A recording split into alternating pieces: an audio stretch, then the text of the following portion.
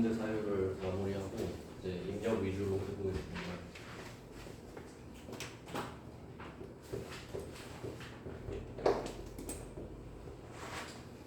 정확한 명칭은 메이트액 불공제 사유예요.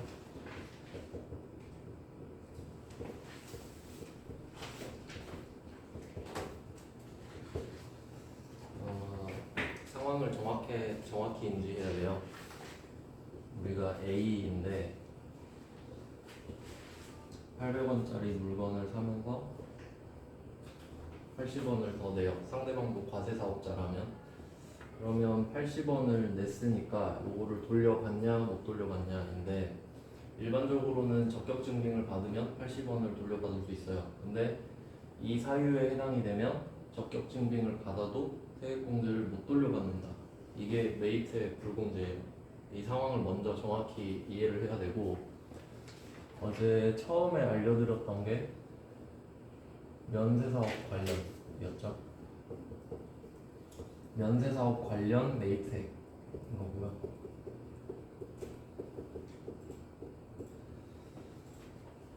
이 A가 면세사업자라면 880원에 부가세를 내고 사도 이 80원을 못 돌려받는 구조였죠. 그래서 이걸 응용한 게 토지의 자본적 지출이었죠.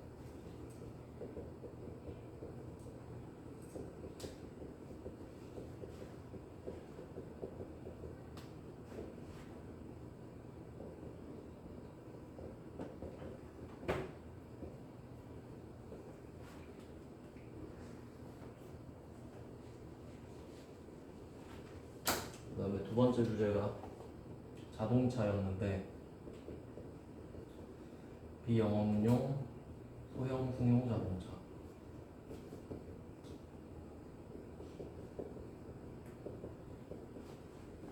구입, 유지, 임차입니다. 그리고 관련 메이트액이 되겠죠. 그래서 여기서는 해당 사항이 크게 두 개인데, 비영업용이랑 소형 승용 자동차 이렇게 돼요. 그리고 이 승용 자동차는 인승이랑 배기량까지 정해놨어요. 8인승 이하의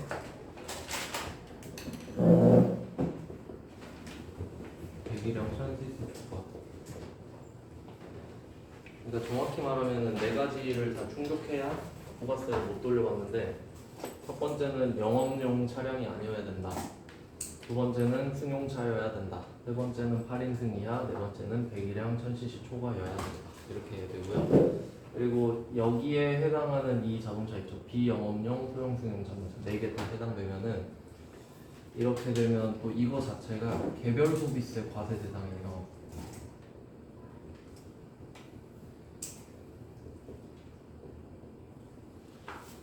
이걸 같이 기억을 해두시면 됩니다. 그냥 법으로 정해진 거라서 이 네 가지에 충족하면 개별 소비세도 두드려 봤습니다. 그러니까 이 개별 소비세라는 것도 소비세인데 사치품에 붙여요. 주로 사치품에. 일반 사람들은 많이 안 좋아하고 좀 돈 많은 사람들이 주로 소비하는 그런 물건들을 붙이는 건데, 뭐 자동차에도 그렇게 붙여놨네요. 예를 들어 볼게요. 대충 어떤 느낌인지. 이것도 그냥 상식적으로 참고만 하시면 돼요. 예를 들어서 내가 아반떼 한 2천만 원짜리 사고 싶다. 2천 되나? 1,500, 2,500 이랬던 것 같은데, 그냥 계산하기 쉽게 2천만 원으로 해볼게요. 우리가 흔히 말하는 출고 가격, 공장도 가격 이렇게 말을 합니다. 2천만 원에서 나온 거예요. 공장에서. 이게 베이스가 되고요. 그럼 아반떼는 지금 소형 승용 자동차고 8인승 이하고 배기량 1000cc 초과입니다. 그래서 얘는 개소세를 맞아요. 배기량마다 다른데 아반떼급이면 5%를 맞을 겁니다. 그러면 여기에 100만 원이 붙어요. 개소세, 개별 소비세가. 그리고 개별 소비세는 교육세가 30%가 붙어요. 정해진 거예요.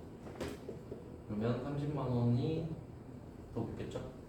그래서 일단 이거 자체로 6.5%가 붙는 겁니다. 이렇게 한 대 두드려 맞고요. 자, 그럼 이게 과세 표준이 되는데, 그러면 지금 아반떼 2,000짜리 사러 갔다가 2,130이라는 소리를 들었죠? 근데 고객님 부가세도 내셔야죠. 213만 원 추가되지 부가세. 이렇게 되는 거고 이렇게 돼요. 가격 토탈 얼마냐? 2,000짜리 사러 갔다가 2,343만 원 맞나? 2,343만 원. 그러니까 아반떼 사러 갔다가 뭐 모닝 하나 들고 오는 거지. 이렇게 되고 또 취득세 내야죠. 취득세는 7%예요. 여기에다가 7%한 140도 내고 그런 식으로 계속 내는 거야 지금.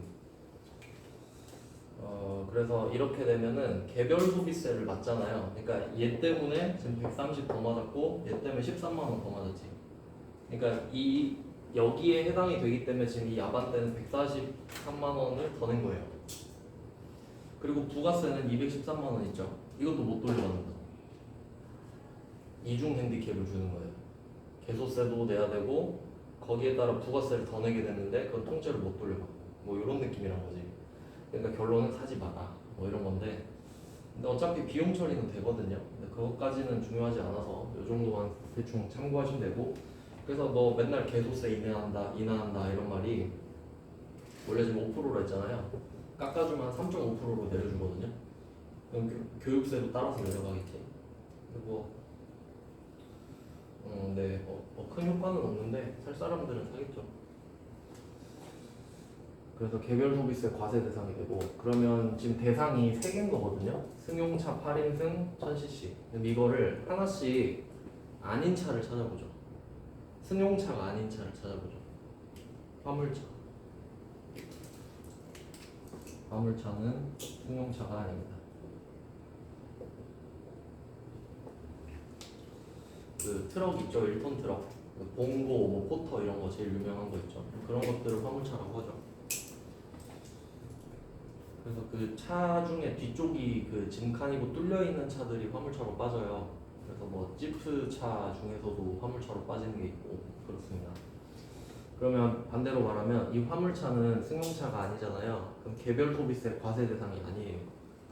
개소세가 없어. 그러니까 싸다 이 말이죠. 개소세 없고 그 다음에 개별 소비세도 안 맞을 뿐더러 얘한테 붙은 부가세 있죠. 그 부가세는 다 돌려받는 거예요.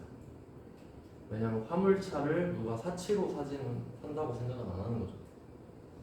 근데 승용차는 사치일 수 있잖아요. 페라리 같은 거 타면 되지. 근데 누가 자랑하려고 막 픽업 트럭 사고 그러진 않잖아요. 화물차. 두 번째, 8인승 이하 반대는 9인승 이상 합니다. 그걸 승합차라고 불러요. 여기서는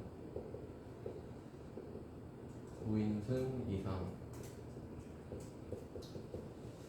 그래서 뭐 어떤 느낌이냐 하면 뭐 카니발 중에서도 큰 거 그랜드 카니발 이런 거나 밴 있죠. 밴 연예인들 타는 거 그런 것들 밴도 포함이 돼요. 밴이 승합차 쪽으로 빠지진 않는데 그 밴이라는 개념이 운전석이랑 조수석만 사람이 타고 뒤쪽이 그냥 뚫린 차를 말해요. 근데 그것도 이쪽에 포함되거든요. 근데 시험엔 안 나와서 그냥 말씀만 드리고 그 다음에 100이랑 1000cc 초과 반대가 1000cc 이하죠. 우리가 이런 걸 경차라고 부르지 않습니까? 100이랑 1000cc 이하. 그래서 이 세 개는 위에서 하나씩 벗어난 상태인데요. 또 구체적으로 따져보면 맨 위에 거 화물차잖아요. 그 다음에 밑에 승합차랑 경차는 승용차입니다. 승용차인데 봐주는 거죠. 승용차인데 많이 타면 봐주고 너무 작으면 봐주고 화물차도 봐주고 이런 느낌으로 가야 돼요. 그래서 얘네들은 딱 봤을 때 사치는 아니다. 누가 뭐 자랑하려고 카니발 사고 그러진 않잖아요. 태우려고 사지.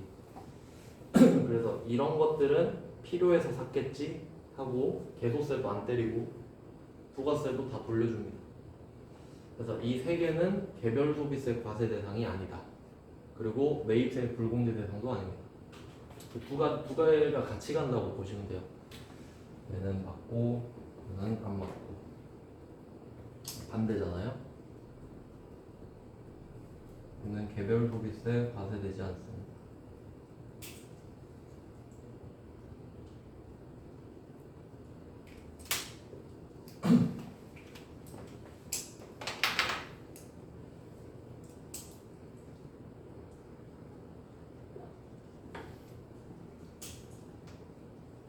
일단 우리한테 해당되는 건 승용차냐 아니냐만 보시면 되는데, 근데 또 좀 더 크게 보면은 우리만 비영업용이지 영업용인 사람들도 있을 거 아니에요. 그래서 그 택시 한번 생각해 보시면은 택시를 많이 하는 차종이 K5랑 소나타예요. 2000cc급 중형차.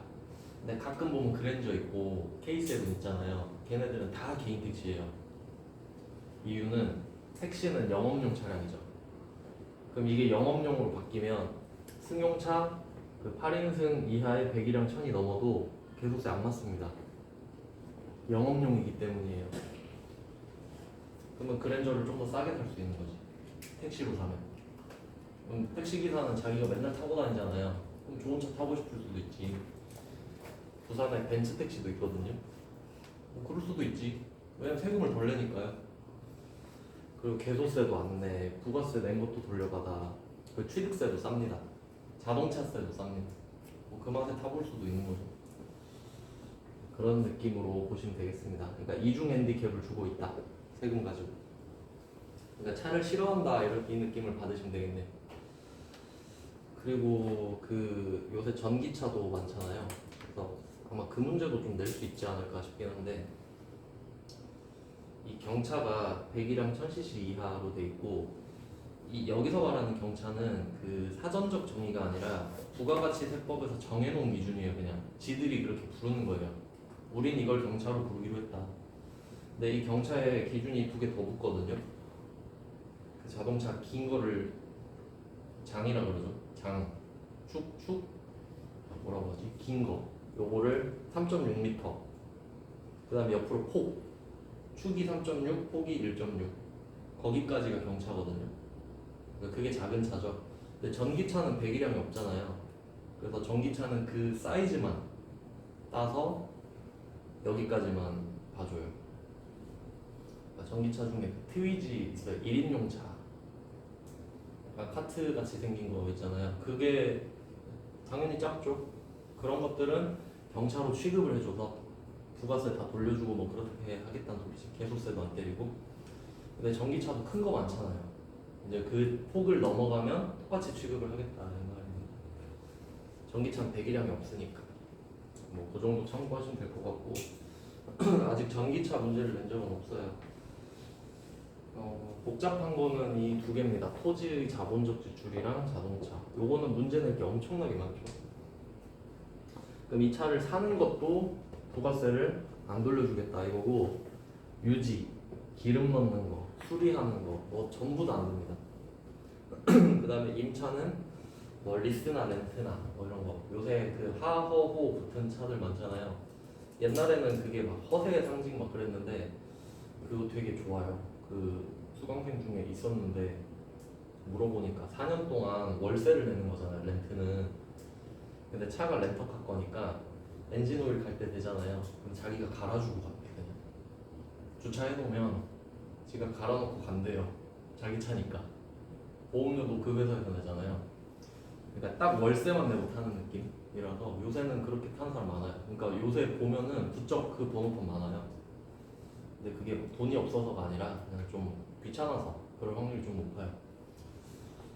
뭐 그런 게 있고, 리스도 마찬가지고 렌트도 마찬가지고 다 임차로 포함이 됩니다. 리스 같은 경우는 그 차를 차 살 돈을 내가 빌리는 거예요. 그리고 갚는 개념이에요. 그러니까 이 차는 내 거야. 그러니까 돈을 갚는 게 리스고, 렌트는 남의 차를 빌려 쓰는 거. 렌트 기간 끝나면 반납하는 거. 근데 어차피 둘 다 임차로 들어갑니다. 뭐 그거 렌트 리스를 말씀드리는 이유는 나중에 나오거든요. 그러니까 이게 어떤 차이가 발생하냐면, 렌트는 서비스를 사는 거예요. 과세고, 그 다음에 리스 같은 경우는 일반적으로 돈을 빌리는 개념으로 들어가거든요. 그래서 면세로 빠져요. 돈을 빌리고 빌려주는 건 면세거든. 그래서 그게 뒤에 또 나오기 때문에 한번 언급만 드리고 넘어갈게요. 그러면 사실 리스는 비영업용 소형 승용 자동차의 임차로 들어가긴 하지만 면세잖아요. 그럼 불공제에 해당할 수는 없겠죠. 면세니까 낸 적이 없는데 그것까지 생각을 해보시면 좋고요. 그러면 두 개를 끝냈고 이제 나머지 두 개는 뭐 그냥 쉬운 편인데 사업 무관이랑 사업 무관 적대 관련 이렇게 갔죠. 이 두 개는 그냥 쉬워요. 사업 무관은 사업과 관련 없으면 돼요. 그래서 대표적으로는 그 특정 회사의 대표이사가 자기 집에 쓸 가전제품을 우리 회사 이름으로 산 거예요. 그게 탈세죠. 사업에 쓸 거 아닌데 사업에 쓸 것처럼 사서 집으로 빼돌리면 그 부가세를 원래 못 돌려받아야 되잖아요. 근데 그걸 돌려받는 셈이 되니까 당연히 공제를 안 해주는 게 맞겠죠. 그리고 이 자동차도 사실 크게 보면 사업 무관 쪽으로 뺄 수도 있다고 말씀드렸고요. 그래서 이런 상관관계들을 좀 잘 보시면 되겠고, 그러니까 크게 세 덩어리인 거지. 그러니까 국세청이 싫어하는 이유를 알면 좋다 그랬죠. 그래서 첫 번째는 의무가 없는 애한테 권리를 안 주는 건 당연하고, 사업과 관련 없는 거 부가세 안 빼주는 거 당연하고, 적대는 그냥 지가 싫어할 수도 있죠. 네, 뭐 싫어한다고 하니까 어쩔 수 없네요. 그래서 세 가지로 빼서 보시면 돼요. 그래서 분류를 좀 해보면 어제 31번까지는 다 봤거든요. 5페이지에. 5페이지에 27부터 31까지가 토지의 자본적 지출 제일 많이 틀리는 걸 앞에 배치해놨고요. 그럼 제가 불공유형으로 정리를 해놨다는 소리는 전부 다 세금 계산서를 받은 게 전제가 돼 있다는 소리죠. 역으로 생각을 해보시면 되겠고, 그 다음에 32번은 자동차를 산 거죠. 뭐 자동차 스펙 좀 보겠습니다. 업무용 승용차래요. 근데 여기서 업무용은 전혀 쓸모가 없는 말이에요. 왜냐면 우리는 제조업이고 이미 비영업용이 당첨이 돼 있기 때문입니다. 그러면 배기량이랑 인승만 보시면 되는데 뭐 2000cc 5인승 뭐 소나타급이나 되겠죠. 공급가액 1,900에 부가세 별도. 근데 여기서 공급가액 1,900은 아까 제가 말씀드린 개소세랑 교육세가 포함되어 있는 개념이에요. 여기에 부가세가 들어가기 때문에. 근데 어차피 얘네들도 취득 부대 비용이죠. 그러니까 1,900 안에 포함이 돼 있다는 소리고 신경 쓸 필요 없다. 어차피 개소세도 못 돌려받으니까요. 그럼 부가세 별도 190도 더 내지만 못 돌려받는다. 이렇게 되는 거죠. 뭐 그렇습니다. 그냥 차를 샀어요. 넘어갈게요. 그다음에 10페이지에 33번 요걸 중요 표시하셔야 돼요. 33번. 요거를 왜 이제 내나 했네요. 저는 맨날 이거 말하고 있었다고 했는데 자동차를 샀다. 5인승 업무용 승용차. 그럼 이거 불공제 사유죠? 근데 수입한 거야. 이러면 멘붕이 온단 말이에요. 사람들은 이게 수입인지 불공인지. 그래서 불공이 성립되려면 세금 계산서를 수취하고 불공제 사유여야 되잖아요. 그럼 일단 불공제 사유는 당첨이 됐고 세금 계산서를 받았냐 하면 세금 계산서 받았죠. 그럼 불공이에요.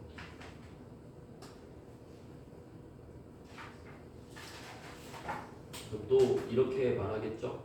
이건 수입 세금 계산서잖아요 라고 하면 그것도 세금 계산서입니다. 그러니까 세금 계산서 종류가 3개가 있어요. 3개.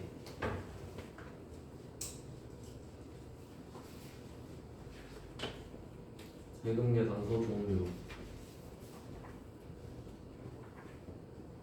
한번 봅시다. 첫 번째 그냥 레알 세금 계산서, 그냥 세금 계산서 10%가 써 있을 겁니다. 두 번째가 영세율 세금 계산서. 얘도 뭐 세금 계산서 맞습니다.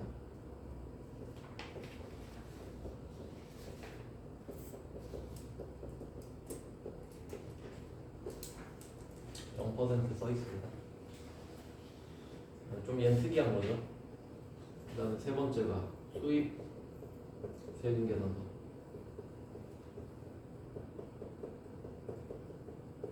얘도 10%. 세금 계산서 종류는 3개가 있는 거예요. 그리고 이 3개가 각각 전자의 형태, 종이의 형태가 있어요. 종이냐 전자냐. 이걸 통틀어서 전자냐 종이냐 이렇게 가요. 그러니까 세금 계산서도 전자가 있고 종이가 있고, 영세율도 전자 종이가 있고, 수입도 전자 종이가 있다, 이런 느낌이고요. 근데 법인은 전자를 발급해야 되기 때문에 주로 우리는 전자를 많이 보게 돼요. 이 정도 정리하시면 되는데, 그럼 여기서 불공이 성립되려면 세금 계산서나 수입 세금 계산서겠죠. 영세율은 부가세를 안 걷고 안 내니까. 이렇게 해석하시면 되겠네요. 그래서 이거 내면 다 틀릴 거다 맨날 말했는데 드디어 냈네요. 드디어 적어냈죠.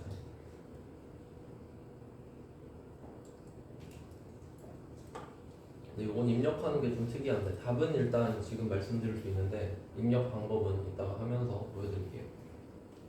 중요하다라는 거죠. 수입이 아니다.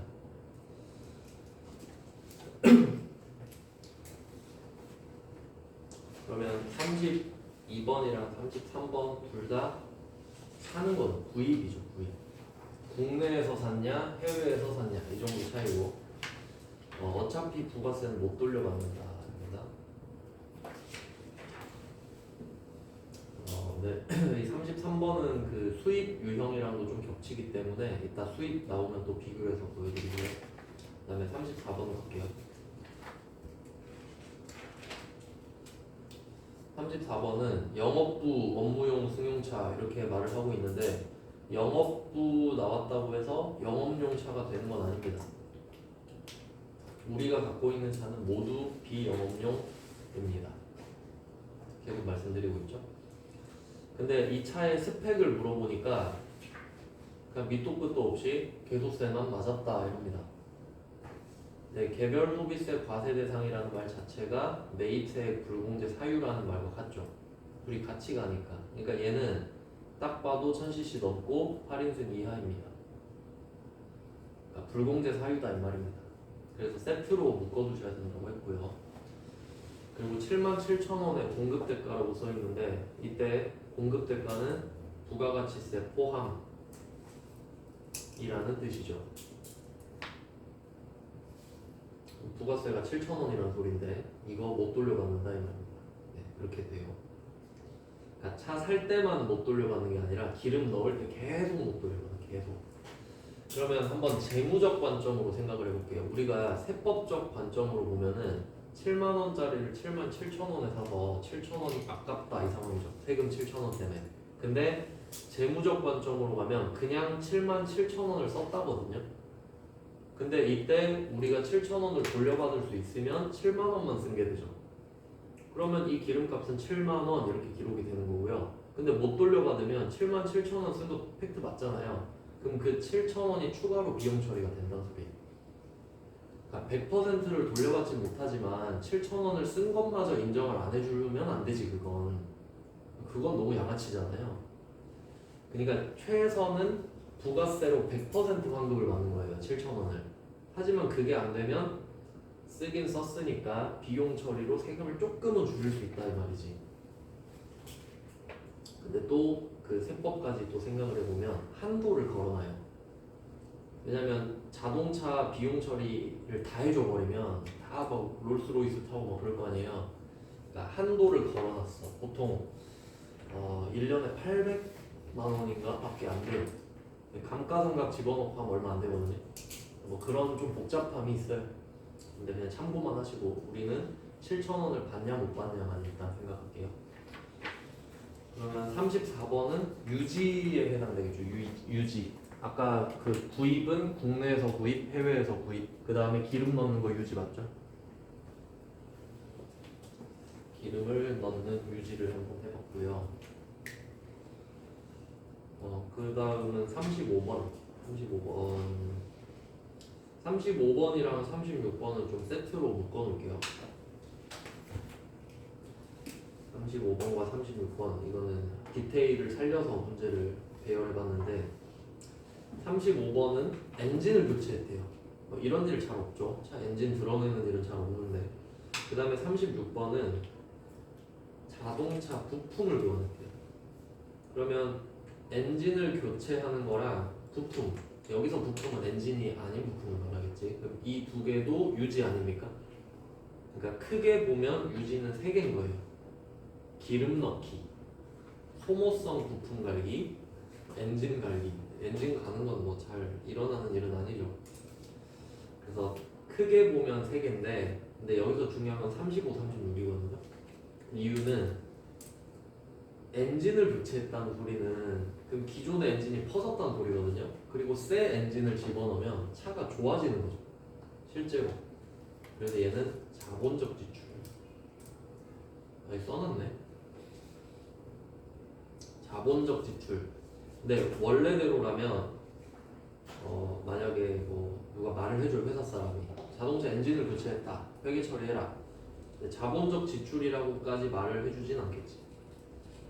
그러니까 여기서 자본적 지출은 없다고 생각하고 문제를 풀어야 된다. 엔진을 교체한 게 자본적 지출인 걸 알아야 된다. 이 말이고요.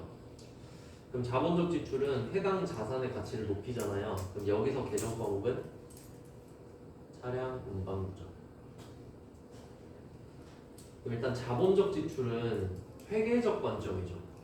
자산으로 할 거냐 비용으로 할 거냐는 회계적 문제잖아요. 근데 이 차가 배기량이 2,500cc다.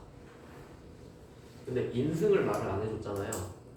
근데 인승 말 안 했는데 이거 9인승일 수도 있잖아요. 이건 억지예요. 대부분의 차가 8인승 이하입니다. 아무 말 없으면 상식적으로 접근하는 게 맞아요. 그럼 8인승 이하인 거예요. 얘는. 그럼 얘는 세법적 관점으로 보면 부가세는 못 돌려받지. 그리고 또 조심해야 될 게 440에 부가세가 얼마예요? 이 안에 부가세 40만원?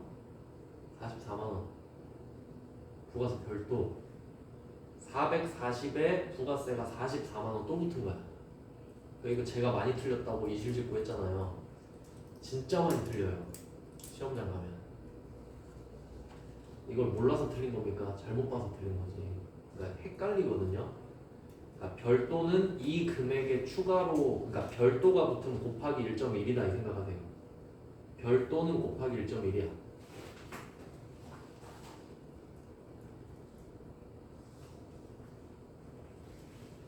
그럼 포함은요? 포함은 가만히 냅두면 되지.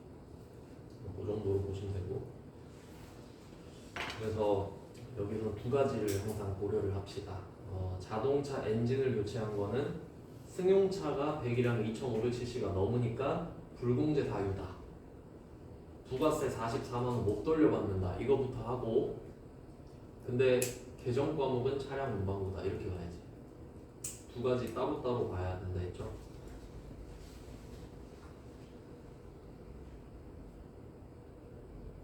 그러니까 이렇게 되면 좀 멘붕 포인트가 많죠. 근데 거기다 어음까지 집어넣잖아요. 그리고 또 어음 줬으니까 지급어음 이렇게 쓰고 있겠지? 미지급은 써야겠죠. 네. 지급어음 쓰고 틀린다니까? 440 쓰고 지급어음 쓰는 대환장 파티죠. 그럼 여기서 바꿔볼 수 있는 포인트가 뭘까? 수익적 지출로 바꾸면 차량 유지비로 바뀌면서 업무용이니까 800번으로 쓱 바뀌는 겁니다. 근데 불공제 사유라는 건 안 바뀌죠. 둘은 별개니까요. 뭐 그렇게 생각하시면 된다 이거지.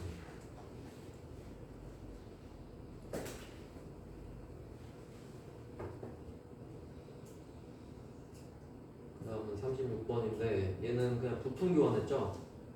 근데 여기서 부품 교환을 했다는 당연히 수익적 지출입니다.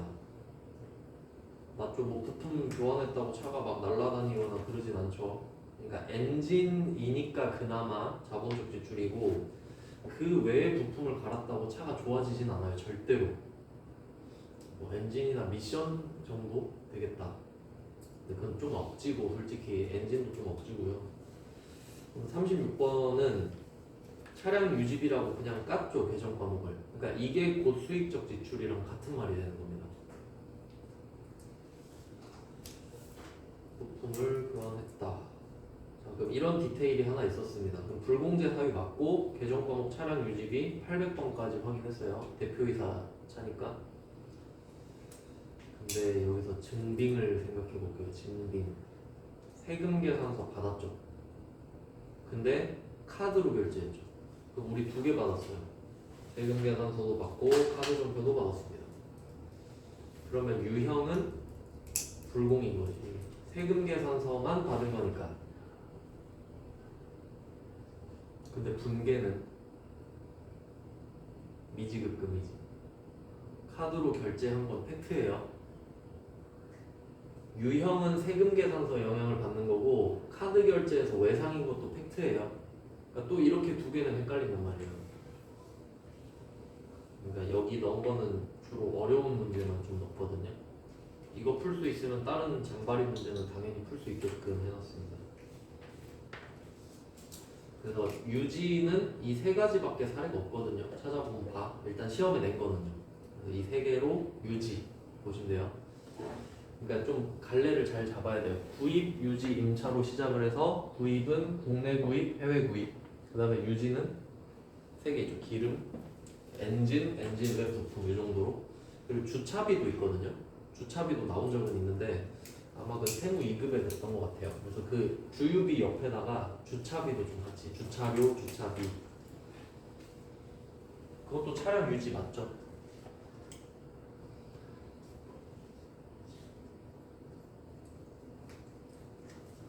계속 고통 받는 거죠. 주차할 때도 부가세 못 돌려받고. 그 다음은 37번. 37번은 렌트죠, 렌트. 6인승이라고 하고요. 이번에는 배기량을 말을 안 했죠. 그럼 얘는 배기량이 몇일까요? 1000 이하일까요? 일반적으로 1000은 넘죠, 차가. 별말 없으면 일반적으로 생각해야 된다고 했잖아요. 이런 걸로 딴지 걸어봤자 이의제기 안 받아주거든요. 그냥 상식적으로 하시면 돼요. 그러면 1000cc 넘는 6인승 차를 렌트했죠. 그럼 이것도 안 되지. 왜냐면 구입은 안 돼. 하고 렌트는 돼. 이러면 다 렌터카 타면 되는 거 아니에요. 그래서 얘도 불공제 사유가 되고요. 부가세는 못 돌려받는 거 맞죠? 부가세 포함 이렇게 돼 있고요. 그럼 9만 원 못 돌려받겠네. 계정 과목은 임차료거든요. 임차료 빌릴 때 쓰는 거. 그러니까 이게 좀 개념을 포괄적으로 잡으셔야 되는데, 그러니까 그 물건 자체로 잡는 게 아니라 개념 자체로 잡아야 돼요. 그러니까 렌트라는 말 있잖아요. 렌트라는 단어가 뜻 자체가 월세입니다. 월세. 그러니까 우리가 흔히 말하는 렌터카는 렌트카가 아니라 렌터카인데 원래 이렇게 돼요. 렌터카. 차 한 대 빌렸다고 렌터카인데 나 뭔 말을 했지? 뭔 말을 했죠 저? 임차. 네. 그럼 이게 렌트가 월세라는 개념인데 내가 차를 빌릴 수도 있고 복사기 빌릴 수도 있고 비대 빌릴 수도 있고 공기청정기도 되고 사무실도 되고. 그러니까 렌트 개념으로 뻗어나가야 되지 차 이렇게 해버리면 안 된다고. 차 빌리는 거랑 집 빌리는 거랑 뭐 크게 다른가요? 남의 거 쓰는 거 똑같지. 사용료 내고. 그렇게 보셔야 된다고. 좀 더 크게 가면 이 렌트에 이자가 포함돼요. 돈을 빌렸으니까 이자, 돈 사용료를 내는 거예요. 이자가. 이렇게 크게 묶으면 되게 편해져요. 알겠죠? 그래서 렌트는 서비스를 제공받는 거지. 남의 물건을 쓸 수 있으니까. 그래서 렌트는 남의 물건을 쓰는 거고요. 그럼 렌트 기간 끝나면 돌려줘야 되죠. 그 렌터카 생각하면 돼요. 제주도 가서 차 빌리고 반납하고. 근데 이게 리스가 되면 리스가 두 개인데 보통 우리가 알고 있는 리스는 일반적인 리스는 아까 말씀드렸죠. 내가 뭐 예를 들어서 소나타를 사러 갔어요. 근데 돈이 살짝 부족해. 아까 그 막 개소세 쳐먹고 하니까. 그래서 직원한테 조금 예산이 부족해요 하니까 바로 현대캐피탈 꽂아줍니다. 그럼 현대캐피탈에서 소나타 값을 나한테 빌려줘. 그럼 그건 내 돈이죠 이제. 그 돈으로 차를 산단 말이에요. 그럼 이 차는 내 거지. 그리고 한 달씩 돈을 갚는 게 리스예요. 그럼 이건 내가 남의 거 차를 빌려 쓰는 게 아니잖아요. 그냥 내 돈 갚고 있는 거지. 돈 갚는 건 면세입니다.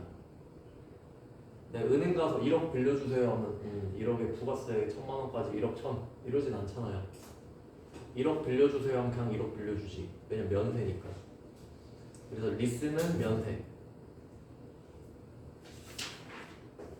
그럼 만약에 여기서 렌트라고 했잖아요. 그래서 세금 계산서가 나오는 거거든요. 그럼 만약에 리스라고 했으면 뭐 받았을까요? 계산서 받았겠지. 리스면 뭐 그렇겠죠. 그리고 한 가지 더 달라질 겁니다. 99만 원이 뭐 90만 원이 되면서 그 뒤에 부가세 설명을 안 할 거야. 그냥 90만 원 이렇게 할 거예요. 부가세가 없는데 굳이 부가가치세 없음 이러진 않거든요. 없으면 말을 안 해요. 그냥. 그 정도 차이가 생길 겁니다. 그러면 만약에 우리가 G80을 리스로 샀다. 불공제 사유 맞죠? 근데 불공제 사유가 성립하려면 부가세를 냈어야 했죠. 그럼 면세잖아요. 뭐 불공이고 자시고 없지. 뭐 그런 내용입니다. 네, 그래서 자동차는 이 정도. 이거는 임차죠, 임차. 그러니까 렌트밖에 없잖아. 리스가 나올 수가 없으니까. 이게 끝이에요. 그래서 구입, 유지, 임차 다 넣어놨습니다. 그 다음에 38번.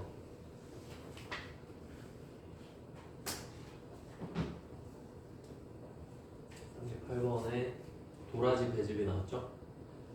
도라지 배즙을 산 거잖아요. 근데 누가 물어보나? 너 뭐 샀어? 도라지 배즙이요. 아, 그거 안 궁금하고 왜 샀어? 이러겠죠.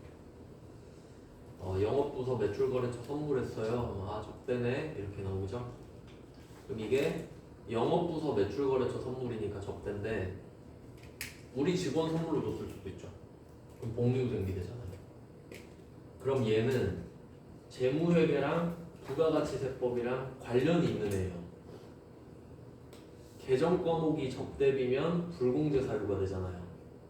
근데 계정 과목이 복리후생비면 불공제 사유가 아니죠. 그렇게 이렇게 연결되는 애들도 있지. 그러니까 각각 독립이긴 한데 어느 정도 상관관계는 있는 주제라고 보셔야 되죠. 조금 더 조심해야겠네 얘는. 그럴 수 있겠죠. 그래서 여기서 이 도라지 배즙이 중요한 게 아니죠. 이 도라지 배즙에 아무거나 와도 되죠. 뭐 양파즙이 와도 되고 비트즙이 와도 되는 거예요. 그렇게 되고요. 그럼 얘는 축의금이랑 똑같은 컨셉이거든요. 축의금 계정 과목 4개 나올 수 있어요. 접대비 2개, 복리후생비 2개. 그러니까 딱 그런 주제라는 거죠. 그러니까 좀 시야를 넓혀서 크게 봐야 돼요. 그러면 축의금이랑 도라지 배즙의 차이가 뭐냐? 축의금은 부가세가 없죠. 도라지 배즙은 부가세가 있죠. 그거 차이지. 그럼 축의금은 불공이 될 수가 없잖아요. 뭐 부가세까지 내진 않으니까 딱 그렇게 비교를 하시면 된다 이거죠.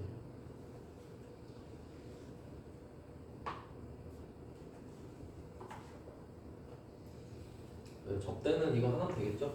접대는 뭐 아무도 어려워하지 않기 때문에 접대는 한 문제만 넣었어요. 그리고 접대는 딱 그것만 조심하세요. 매출거래처면 800, 매입거래처면 500. 매입거래처도 있어요. 가끔 나와요. 그러니까 그 접대를 너무 당연하게 800쪽으로 생각하는 경향이 있어서 물론 그게 대부분이긴 하니까요. 근데 우리가 대기업에서 물건을 떼와야 될 수도 있는 거란 말이죠. 그러니까 그런 상황은 500번 접대를 할 수도 있다라는 거고. 그 다음에 39번. 39번은 대표이사 자택에서 사용할 목적으로 이거 자체가 사업무관이죠. 지 집에서 쓸 걸 왜 회사 이름으로?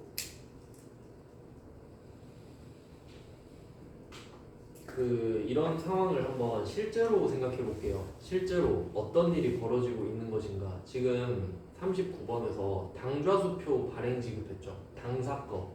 그럼 우리 회사에서 돈이 얼마가 빠져나가는지 한번 찾아볼까요? 330만 원? 363만 원 나갔죠. 여기 조심해야 된다고 해서. 그럼 회사 당좌 예금에서 363만 원이 나가는 거 팩트죠?